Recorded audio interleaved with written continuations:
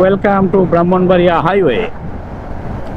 ব্রাহ্মণবাড়িয়া বিশ্ব রোডের কাজ চলতেছে অনেক দিন যাবতেই, কিন্তু যারা 1-1.5 বছর আগে চলে গেছেন বিভিন্ন জায়গায় বা যারা আসছেন না অনেক দিন যাবত, তাদের উদ্দেশ্যে বলি, এই যে দেখেন রাস্তা ব্রাহ্মণবাড়িয়া বিশ্ব রোড, এক সাইড ক্লিয়ার হয়েছে, বেশিরভাগ জায়গায় এই এক সাইড ক্লিয়ার করছে, আর এক সাইড ক্লিয়ার করে মোটামুটি ভালো একটা শান্তি পাওয়া যায়। কিছু কিছু জায়গায় জয়েনিং হয় নাই, শুধু একটু কষ্ট হইব। এই যে জায়গাটা জয়েন হয় নাই, এটা যখন আপনার ওই রোডের সাথে জয়েন করব তখন কাজ করব।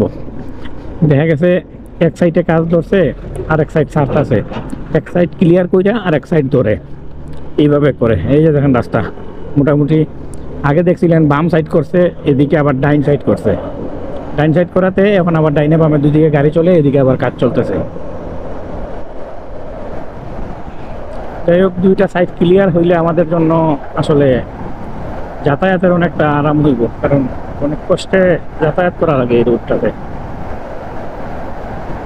আর এর আগেও তো দেখছেন, যারা আসছে তারা তো জানেই, আপনার বাইক নিয়ে কুমিল্লা বা চট্টগ্রাম এইসব জায়গায় যাওয়ার নাম শুনলেই আসলে তারা ভয় পায়, একমাত্র ব্রাহ্মণবাড়িয়ার এই রোডটার কারণে। কারণ এই রোডটা যে এত বাজে, এটা বলার মতো না। যাই হোক, ঠিক হইতেছে যেহেতু, আশা করি ঠিক হইব, কারণ অনেক জায়গায় ছাড়ছে, তো যতটুকু ছাড়ছে ততটুকুই অনেক কিছু। আর না হইলে এই যে এই যতটুকু ছাড়ছে রাস্তা ঠিক হয়েছে, এই জায়গাগুলা যাইতে আসতেই দেখা গেছে জীবন নষ্ট হয়ে যেত। এখন তো আলহামদুলিল্লাহ মোটামুটি যাওয়া আসা করা যায়, বা একটু শান্তি। এখন বাকিটা দেখার বিষয়, বাকি যে কাজগুলো আছে এগুলো যদি করে একটু, তাহলে আমরা মুক্তি পাই। আর সিলেট রোডে 6 লেনের কাজ করছে, এখন মোটামুটি অবস্থা পুরো ভয়াবহ খারাপ, আসলে কিছু বলার নাই।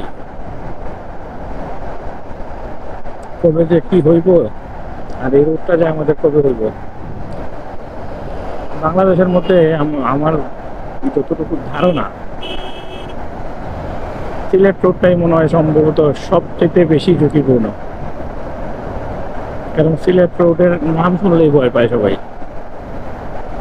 যার সাথেই কথা বলবেন Sylhet road, Dhaka Sylhet road, Dhaka Chittagong road, এই নামগুলা শুনলেই না সবাই ভয় পায়।